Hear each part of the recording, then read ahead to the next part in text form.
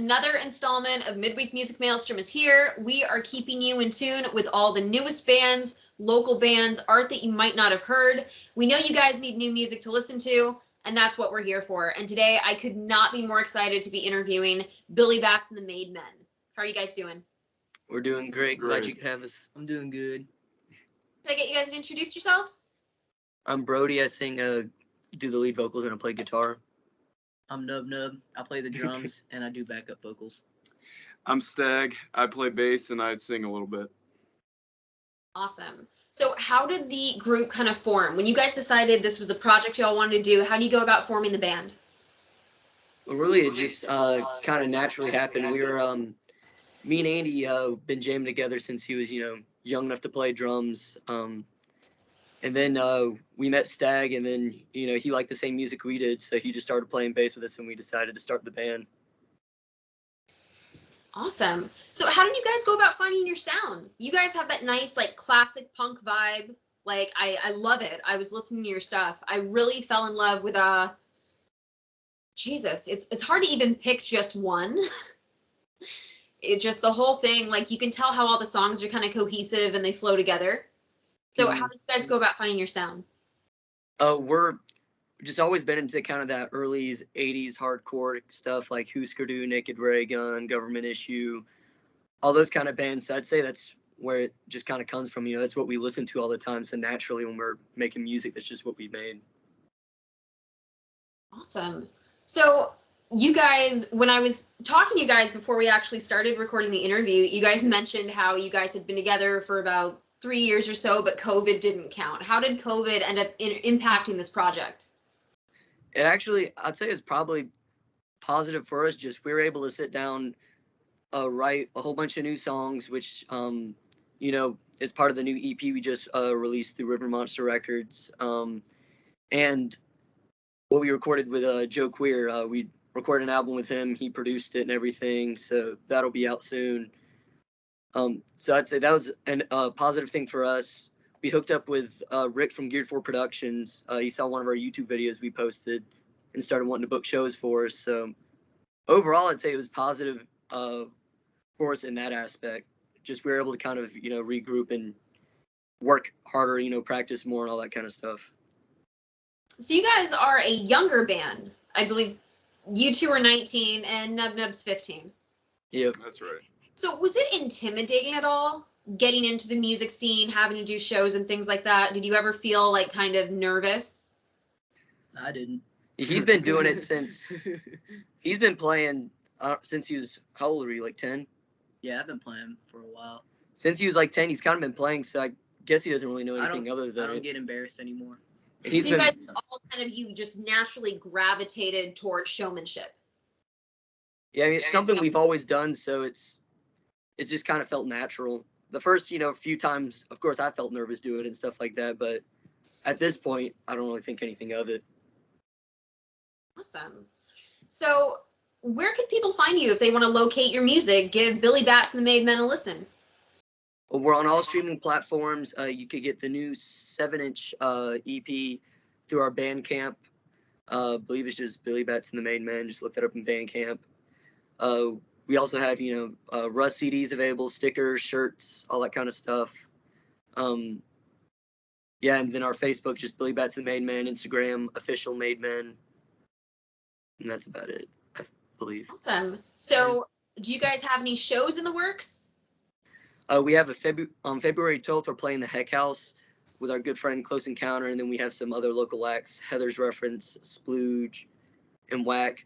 And then later on this month, we're going to go on a Texas run with Psychotic Tendencies that Geared for Production set up. We have other shows set up right now, but I don't remember, I don't know if it's all set in stone. Right, like everything now, like it's really hard to kind of have anything just planned and have it be solid. So many shows, like dates get changed, things get canceled. That's just like constant now. Yeah, it sucks, but on the one hand, it's just the way it is nowadays. Pretty much. So when you guys started this, like what were some of your musical influences that really had a hand in creating the sound that Billy Bats has? Husker Du, Naked Ray Gun, Government Issue, Circle Jerks, Black Flag, any of those early 80 hardcore bands, we love those bands a whole bunch. So yeah, just kind of all the early 80s hardcores, what we've always kind of, listened to. So when we started writing music, we wanted to kind of take after, do more of a modern spin on like Husker Du and all that kind of stuff. Okay.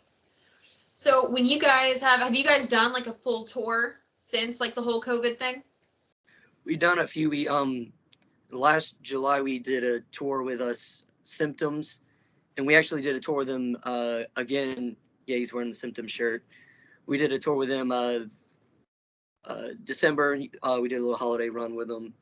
So we've done 2 tours with them, and then we've done like a little like Halloween tour recently. We call it the Them Damn Enchiladas tour, off Friday the 13th, part 5. All right, then, I'm guilty. I have seen all the Friday 13th, but when you say 1, 3, 5, like I remember like the first 3, and after that, all the events splurged together, and I can't separate 5 from like anything else. So 5 was the one. Obviously, remember like Jason Goes to Manhattan, like that one's me. Yeah. But when it doesn't have like that additional hint as to what it's about, they kind of all meld together for me. That's the one where it's not, spoiler alert, it's not actually Jason the whole time. It's like the dude's parent. It's like the Friday the 13th movie that everybody hates on, but we all think it's funny, so we like it a lot. Oh my god. So what has been either the weirdest or maybe the coolest thing that you've ever experienced while playing a show? Stags kicked over a snare before when he was playing. I did kick over a snare before.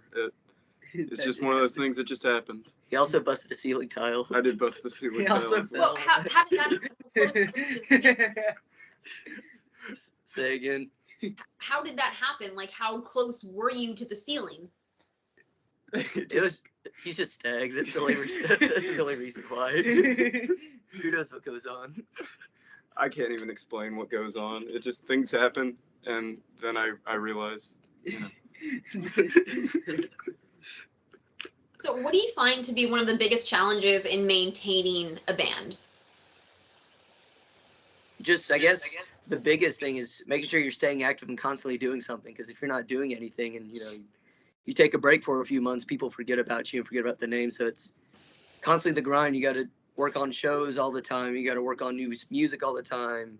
Constantly, posting, making sure you're promoting all your shows you're doing. Because you can have a show, but if you don't promote it, it doesn't really do you any good. So just making sure you're constantly, promoting yourself and keeping it going.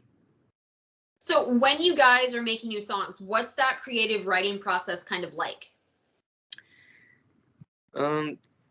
For the creative process, it's really, we just kind of work on songs. We'll have riffs and stuff here and there and work on it from there and, create the melody on top of that. And, there's not really a set way we come up with songs. It's just, we naturally come up with songs like that and work on it together. And, sometimes it'll be one of us creates the song and then we show everybody else, or we create the song and, there's some like holes in it. So we all work on it together and fill it in. Awesome.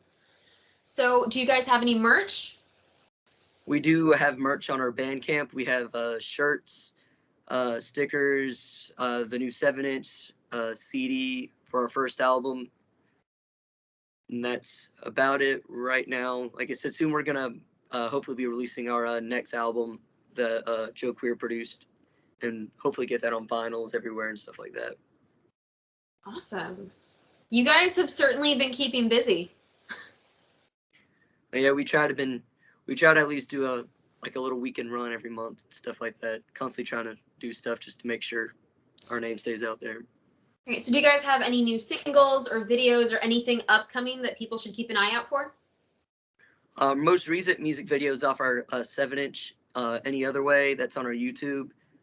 As of right now, we don't have any new music videos or anything like that. We have the new album that's going to come out soon.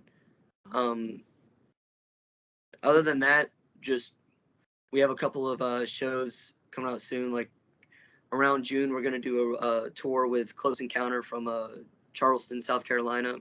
hopefully, and then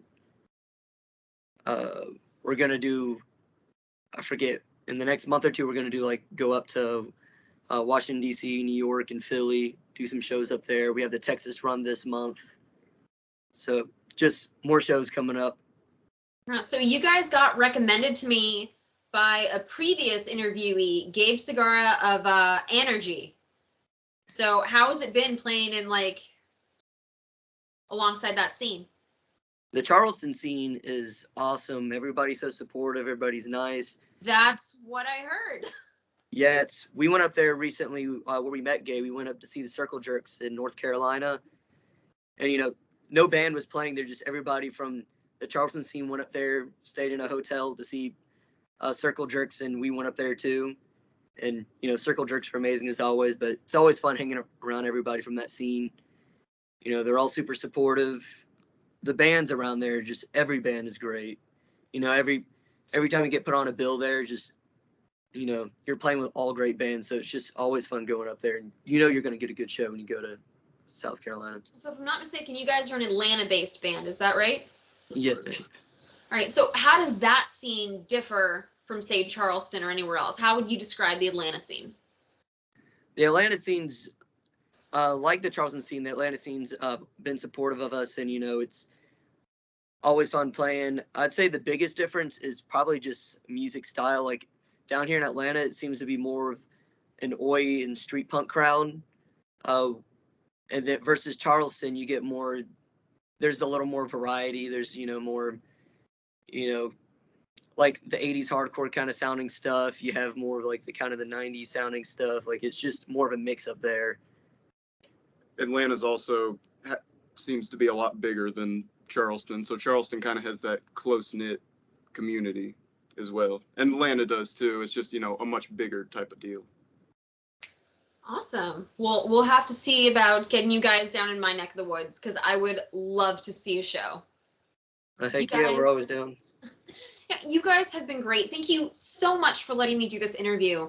And to all my viewers, please, I encourage you to go check out Billy Bats and the Made Men. They're on all the streaming services. They've got merch. And I'll make sure that my social media page keeps you guys up to date on all the new places you can catch shows and all the updates for the new album coming out, new videos, whatever they have. We'll make sure you find out about it. So even if you can't afford to go see a show, if you can't really get any merch right now, sometimes the best way to support a local band is just to follow them on social media. So I would really encourage you to go check them out, give them some love on Bandcamp. Any way that we can support the local music scene is so important, because local entertainment really has something that the higher mainstream just doesn't. You really have, more intimacy, more connection. And I seem to find like just so much gratitude and amazing energy coming from these local bands. And I really think that Billy Bats and the Made Men is worth your time. I've given them a listen. I love them. So again, even if you can't, get merch or go to a show, please, I encourage you to follow them on social media. And we're going to have way more for you on Midweek Music Maelstrom, but this is where we're at now. And this is what we need. We need more support in the local scene, and we need you guys to go check out Billy Bats and the Made Men. I'll make sure that I have links in the description where you can find all their music. Follow Crypnotic on social media. Our Facebook page updates all kinds of new shows and things for all the bands that we interview. So we'll catch you guys next time. Heck yeah, thank you again for having us. Of course.